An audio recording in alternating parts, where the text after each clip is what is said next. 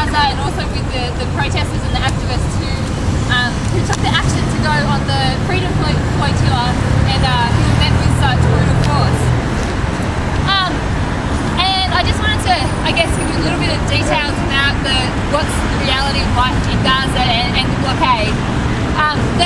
The Freedom Flotilla, this isn't the first time that ships have been sent to Gaza to try and break the blockade.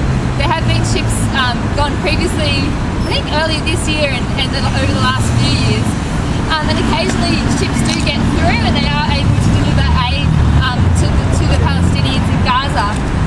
And one of the important purposes of these ships is not just to bring aid, but also to bring international attention to the blockade and to the fact that a lot of basic items, food and clean water and things like that, are illegal. It's illegal to bring those into Gaza. And that's really, the consequences are really dire for the people in Gaza. And this blockade began in 2006 as a way the Israeli government were trying to put pressure on the Hamas government and trying to lose support amongst people in Gaza for the Hamas government, who were democratically elected by the people in Gaza. And this blockade has been a complete catastrophe. There's 1.4 million people living in Gaza, and they've endured significant shortages of basic supplies like electricity, clean drinking water, food and fuel. Lockdowns on the borders have left many people unable to work or study or reunite with family and friends.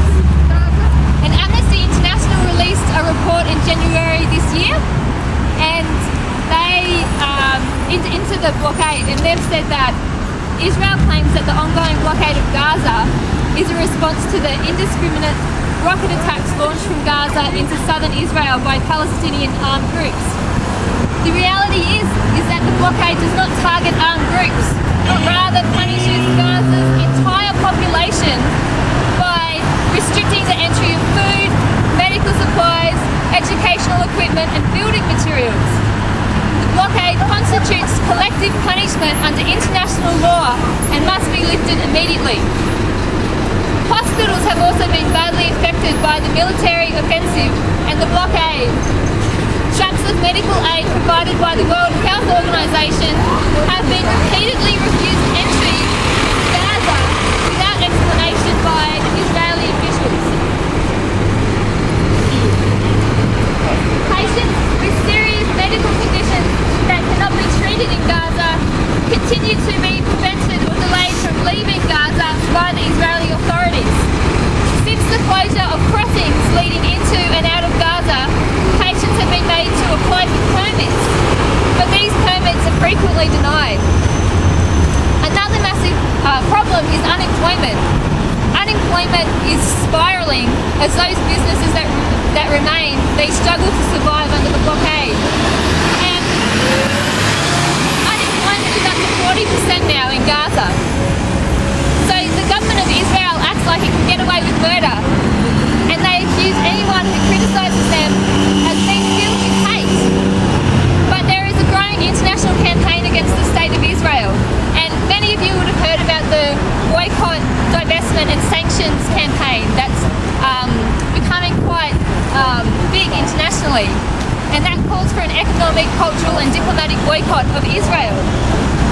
And this tactic of boycott worked very successfully in South Africa and helped to bring down apartheid in South Africa, and the hope is that it will help to bring about an end to the blockade of Gaza and lasting peace. So finally, I just wanted to let people know that we're going to send photos and news of our little solidarity action here to the organisers of the Freedom Flotilla, to the Free Gaza movement, because I think that it is really important that we show solidarity, and although it can feel like what we're doing here on this freezing winter evening isn't much, it can feel like we're not really doing that much, but in reality, I mean, a good example is when people overseas rally for causes that are close to our hearts in Tasmania, like for example forest protesters